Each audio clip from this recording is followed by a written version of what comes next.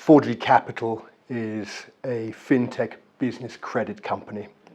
So we're trying to solve one of the biggest problems, which is access to business capital for the people who are most in need, the people at the very bottom. My personal journey, I began as a British Army officer. I had a very international childhood, but I was schooled and I grew up in the UK, and I was in the infantry, worked in Bosnia, Kosovo, Macedonia, Iraq, Afghanistan. I was an instructor at Sandhurst. I worked in the Ministry of Defence. I had a lot of experience in my first career. I wanted to move away from what was going on there toward a purpose that added value to people's lives. It became very clear, particularly in Iraq and Afghanistan, that a lot of people were suffering, and what they did not need was more war and more soldiers. What they needed was access to a livelihood, where they could put their communities back together, where they could feed their families, and where they could actually be the people that they're meant to be. So I left the army. I was very fortunate. I had a successful career. I went into management consulting, and then from there we moved to East Africa to begin a unsecured lending business for initially another company. I fell in love with Kenya, I fell in love with Africa, I fell in love with the business, and so the business which I built, I acquired through a management buyout, then secured external investment, and here we are today.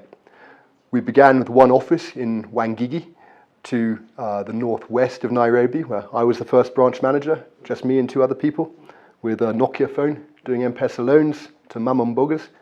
And today we have 72 offices across Kenya and Uganda, and so it's been quite a journey. I guess it was a combination of the obvious size of a problem, which for me is an opportunity. I mean, I've always embraced challenges. It spoke to my personal experience of seeing small householders, small businesses, small traders, intelligent people, resilient people, but people who life hasn't been easy to. And so if you can support them, there's a massive commercial opportunity as well as a very good thing to do.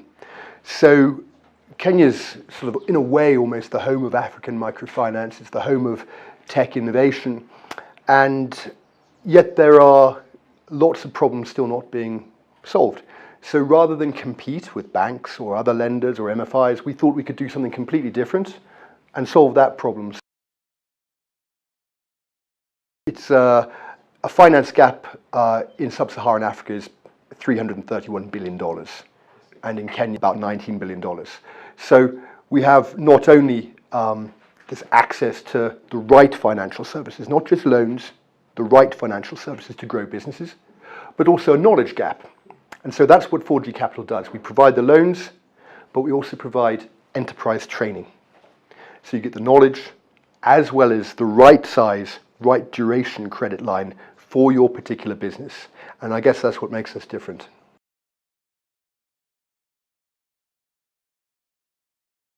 We're not just a fintech, and we're not a conventional microfinance. We combine what we call a touch tech approach. So we have our people who are embedded in the communities that they serve, with the rural poor, peri-rural, urban areas. It works equally well everywhere. And the people, our people, do what people are good at. Relationships, understanding the customer, providing the customer with somebody who they can go to at any time. But the technology makes it extremely scalable, so that all of our people are using a very, very sophisticated core banking system, optimized for mobile money, and informed by our own AI, artificial intelligence algorithm, which refers to all of our experience over the last 6 years in real time against what we're doing today, and helps us get exactly the right loan size and terms for that individual business. And so that's, I guess, how we're able to do what we do. We're very fortunate. We get 95% collection rates. The business is growing and the portfolio quality is getting better, which is not normal. And that is really, I suppose, our secret, that we combine touch with technology, we combine credit with knowledge. We're a proud African company, and we operate in Kenya and Uganda. We're scaling across other countries as well. So since beginning in 2013, we've acquired over 110,000 customers. We have lent in that time about $56 million altogether.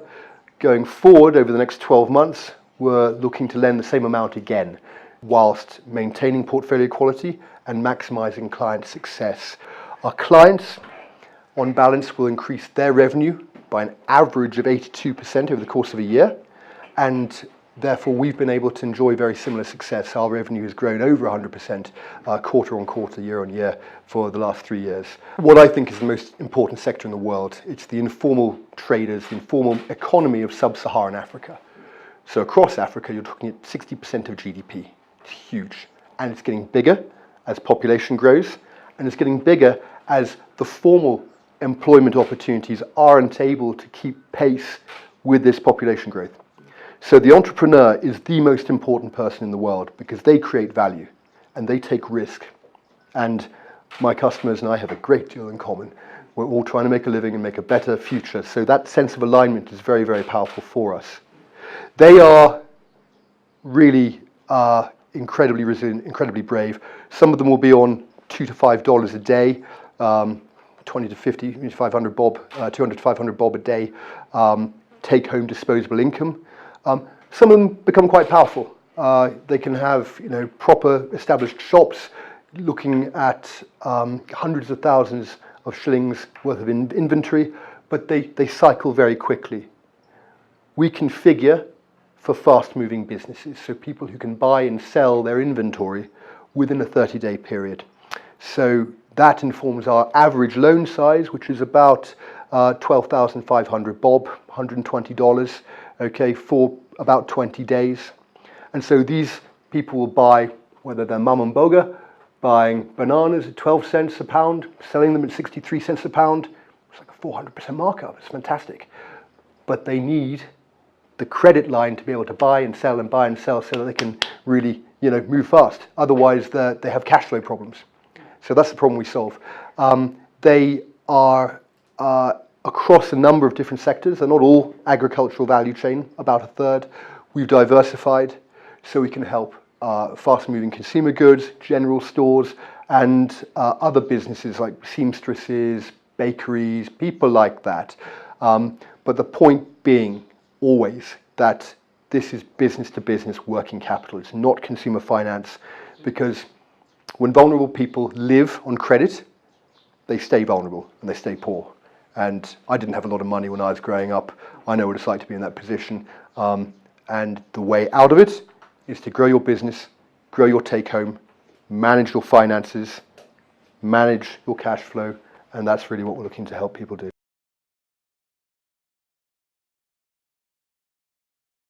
So we have two main products. We have a 30-day or up to 30-day credit product, which we lend ourselves using our people, direct relationships with customers. It's very, very popular. It's a great product. Our other product is a retail credit product. So we will plug into a distributor's customer base.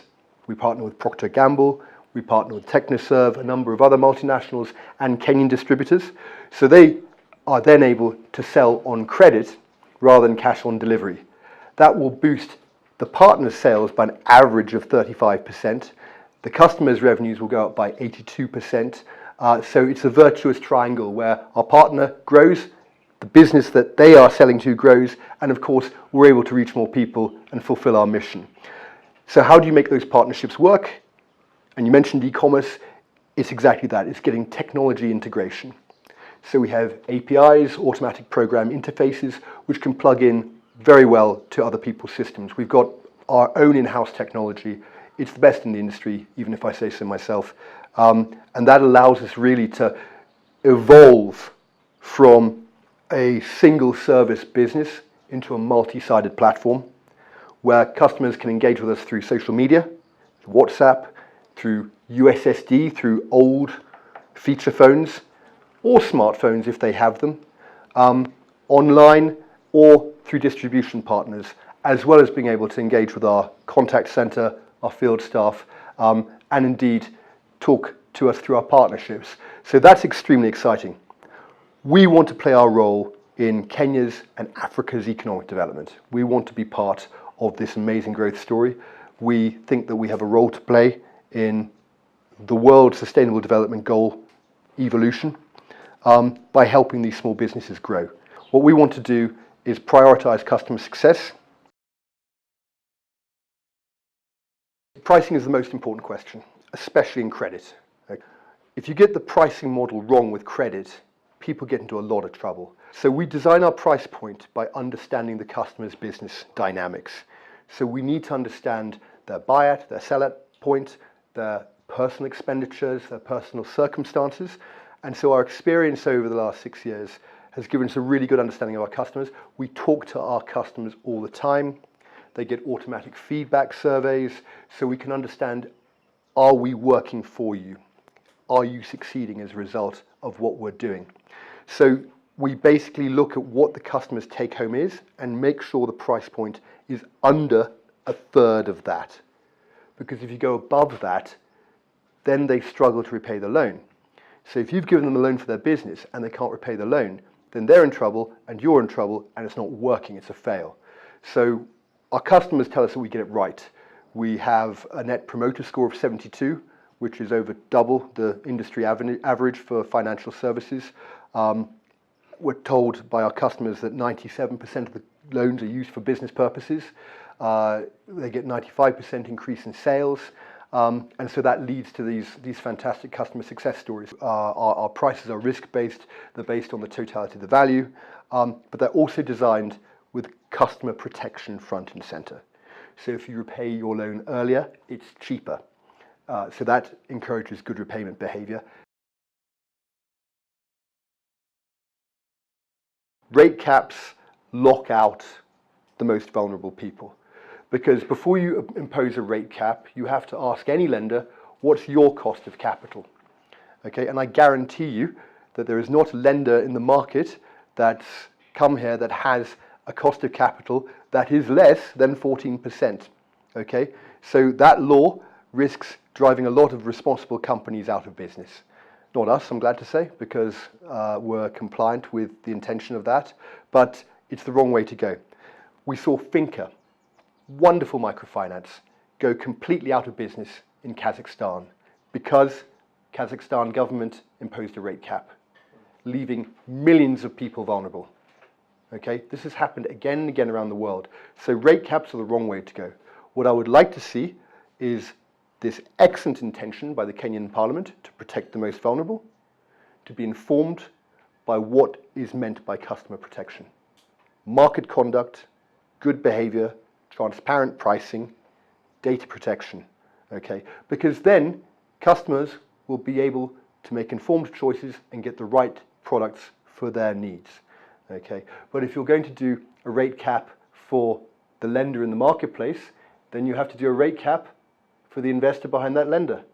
And those investors come from all around the world, and that's tough. So rate cap, to summarize, supportive of the intention. I've never seen a rate cap work in terms of helping financial inclusion. Everywhere in the world, rate caps lock people out. What we need is enabling regulation to protect customers, responsible regulation to promote good market conduct. And in the fintech industry, that means data protection, cyber protection, the protection of individual identities. Very important. We are rate capped ourselves. We self-cap so that interest doesn't continue to accrue past the matured date, because that just gets people into trouble. What we are very clear and very passionate about is the importance of responsible lending. And there's more to it than just price. Living on debt will keep you poor. Capital to grow your business will generate wealth. That comes at a price, and what's important is that customers understand the product that they're dealing with. So pricing has to be transparent, it has to be clear, can't have hidden fees, can't have aggressive selling or aggressive collecting practices, all these things which exist in the marketplace and which we proudly stand against. You know, we want to be different because we're all about customer success. don't refinance our customers quite uniquely. Most lenders will do consolidation loans. We don't. Okay, so you can't have another loan until you've repaid the first loan. That keeps people in a position of health and stability, because otherwise you're just racking up debt upon debt upon debt. I know many customers with smartphones who will have an app-based lending app, another app-based lending app, Sport Payzer. It's not great. And then they'll get blacklisted with the CRB for maybe a $5 loan. I'm sorry, that's not the way to do financial inclusion. Okay, we're here to solve problems. We're here to help people generate better lives. So you've got to be responsible upfront, which means investing in knowing your customer upfront so that it's a peer-to-peer, eye-to-eye relationship.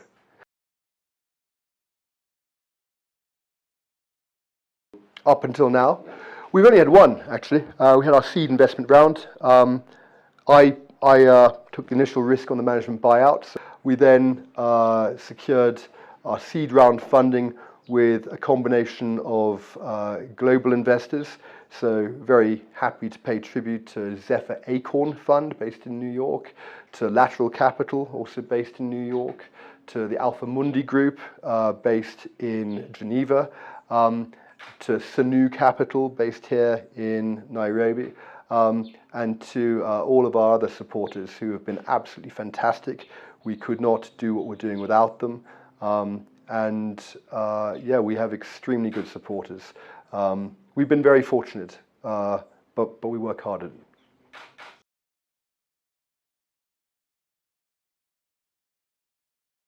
We're entertaining discussions at the moment with potential investors to accelerate our trajectory. I'm very impatient. I think we've only just begun.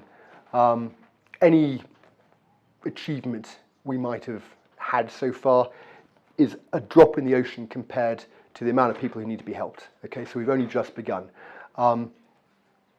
Investments are partnerships, so it's very important that we work with the right people who share our mission, share our values, are really passionate about making a difference, and know what they're doing. So that's a fortunate position to be in. What next for 4G Capital? We're evolving as we speak. We're using our data, we're using artificial intelligence, we're using our technology team, we're using our local knowledge to keep understanding what does the customer need next. So we're very excited about opportunities with microinsurance, traditionally a very difficult thing to do, but we think we can do it. Other credit products to meet the needs of bigger businesses up the value chain, and indeed smaller products down the value chain. We've got a very exciting program to digitize our customers, and that's going to be amazing.